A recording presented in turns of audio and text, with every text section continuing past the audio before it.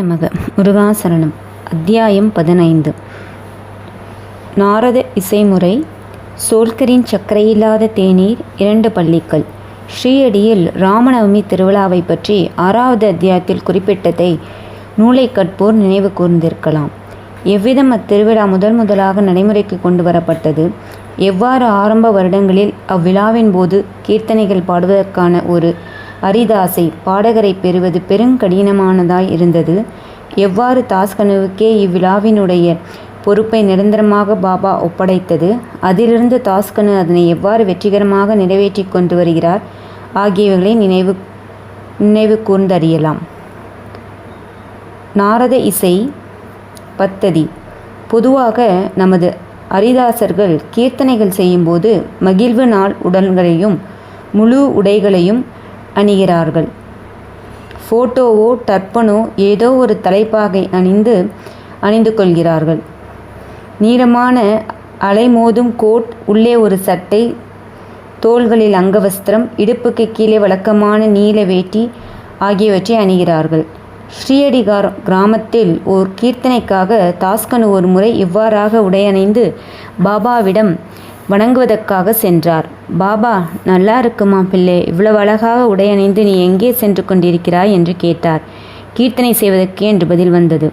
அப்போது பாபா, இச்சிறு அலங்கார பொருட்கள் எல்லாம் எதற்கு? கோட், அங்கவஸ்திரம், குல்லாய் முதல் எல்லாவற்றையும் எனக்கு முன்னால் கலற்றிவிடு என்று கூறினார்.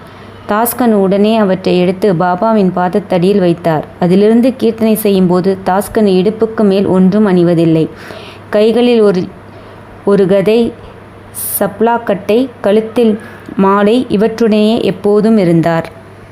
எல்லா பாடல்களிலும் கைக்கொள்ளும் முறையுடன் ஒரு ஒத்ததா இல்லை. ஆனால் இதுவே மிக சிறந்த மிக தூய வழியாகும். கீர்த்தனை பத்திரிகளை படைத்துருவாக்கிய நாரத ரிஷியே மேல் உடம்பிலும் தலையிலும் எதுவும் அணியவில்லை.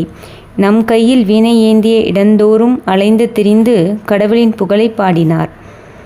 சோல்கரின் சர்க்கரை இல்லாத தேநீர். பூனே, அகமதாபாத் நகர் ஜில்லாக்களில் பாபா அறிந்து கொள்ளப்பட்டார். ஆனால் நானா சாஹேப் சந்தோக்கர் தனது சொந்த தனிப்பட்ட முறையிலான உரையாடல்களாலும் தாஸ்கனு தனது மிக உயர்வான கீர்த்தனைகளாலும் கொங்கணத்தில், பம்பாய், ராஜஸ்தானில் பாபாவின் புகழை பரப்பினார்கள். உண்மையில் தாஸ்கனு தாம் அவரை கடவுள் ஆசீர்வதிப்பாராக தமது அழகிய ஒப்பமையற்ற கீர்த்தனைகளால் அங்கிருந்து ஏராளமான மக்களை பாபாவினால் பயனுறும்படி செய்தார். கீர்த்தனைகளை கேட்க வந்த மக்கள் வெவ்வேறு சுவை உள்ளவர்களாயிருப்பர்.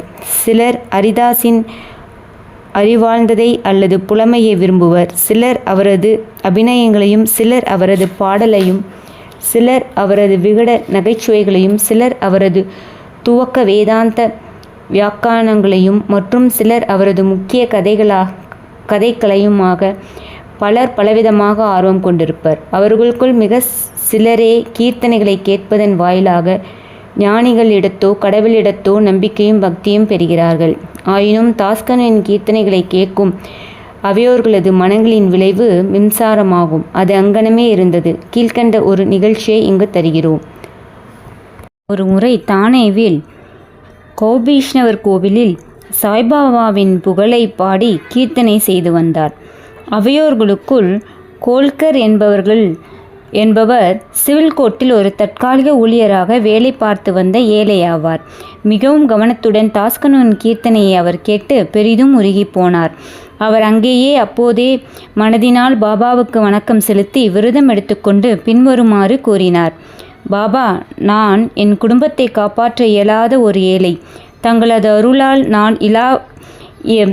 நான் இலாவுக்குரிய தேர்வில் வெற்றி பெற்று நிரந்தர உத்தியோகம் பெற்றால் ஸ்ரீயடிக்கு சென்று தங்கள் பாதங்களில் வீழ்ந்து தங்கள் நாமத்தினால் கற்கண்டை விநியோகிப்பேன். இது நிறைவேறுவதற்குரிய நல்ல அதிர்ஷ்டமிருந்தால் கோல்கர் பரீட்சையில் தேர்வு பெறவே செய்தார். எவ்வளவு விரைவோ அவ்வளவு நலம் என்பதாக தனது விவரத்தை நிறைவேற்றுவது ஒன்றே அவருக்கு எஞ்சியிருந்தது. பெருங்குடும்பத்தை தாங்க வேண்டிய ஏழை மனிதர் கோல்கர். அவரால் ஸ்ரீயடி பயணத்துக்கு நேரும் செலவை தாங்குதல் இயலாது. தானே ஜில்லாவிலுள்ள நானே காட்டாயா அல்லது சக்யாத்ரி மலைத்தொடரையோ கூட ஒருவன் எளிதில் கடந்துவிடலாம். உம்ரோ காட்டை, அதாவது வீட்டின் தலைவாயிலை ஒரு ஏழை மனிதன் கடப்பது என்பது மிக மிக கடினமானது. எவ்வளவு விரைவில் தனது விரதத்தை பூர்த்தி செய்ய முடியுமோ அவ்வளவு விரைவில் பூர்த்தி செய்ய ஆவலும் கவலையும் உற்ற கோல்கர் தனது செலவை குறைத்து சிக்கனப்படுத்தி பணத்தை சேகரிக்க தீர்மானித்தார். தனது உணவிலும் தேநீரிலும் சர்க்கரை உபயோகிப்பதில்லை என முடிவு செய்து தேநீரை சர்க்கரையின்றியே அருந்தத் தொடங்கினார். இவ்வாறாக அவர் சிறிது பணம் சேகரிக்க இயன்றதும் ஸ்ரீயடியை வந்தடைந்து பாபாவின் தரிசனத்தை பெற்றார். அவர் பாதங்களில் வீழ்ந்தார். ஓர் தேங்காயை அர்ப்பணித்தார். தனது விருதப்படி அந்தக்கரண சுத்தியுடன் கற்கண்டை விநியோகித்தார். பாபாவிடம் அவரது தரிசனத்தால் தான் மிகவும் மகிழ்ச்சியுற்றதாகவும் அன்றைய தினத்தில் அவரது ஆசைகள் பூர்த்தியாயின என்றும் கூறினார். தன்னுடைய விருந்து உபசரிப்பாளராகிய பாபு சாஹேப் ஜோகருடன் சோல்கர் மசூதியில் இருந்தார்.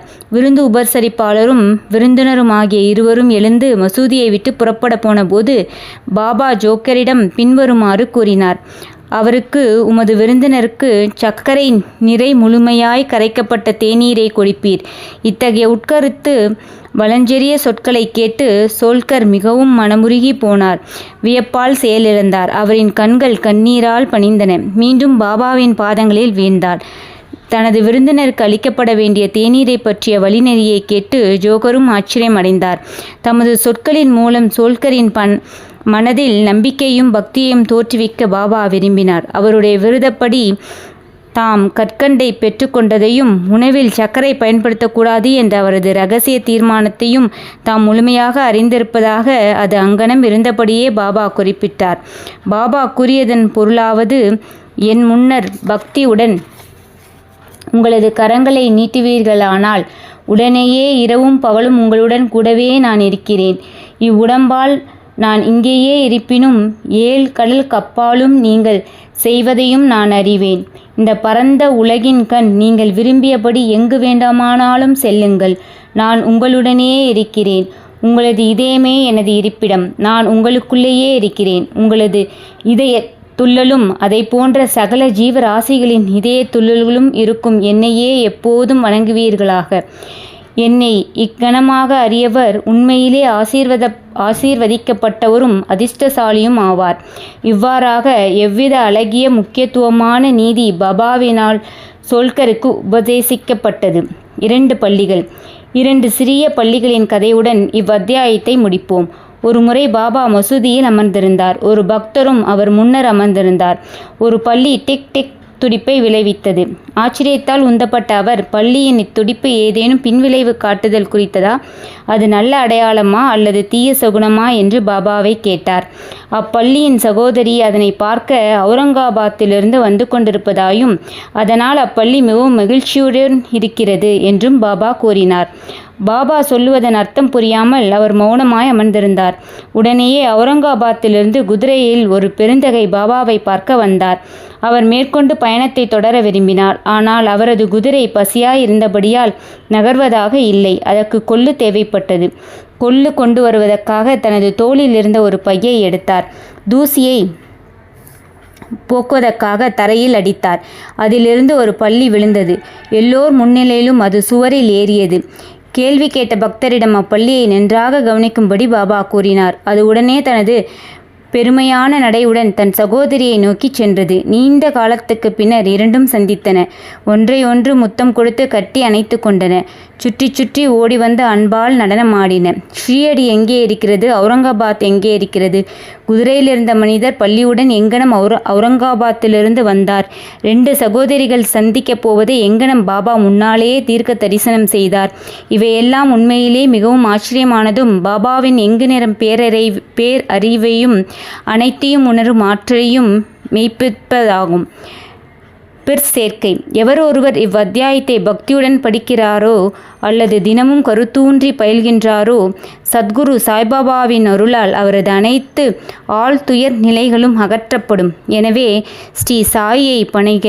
அனைவருக்கும் சாந்தி நிலவட்டும். ஓம் ஜெய் சாய்ராம்.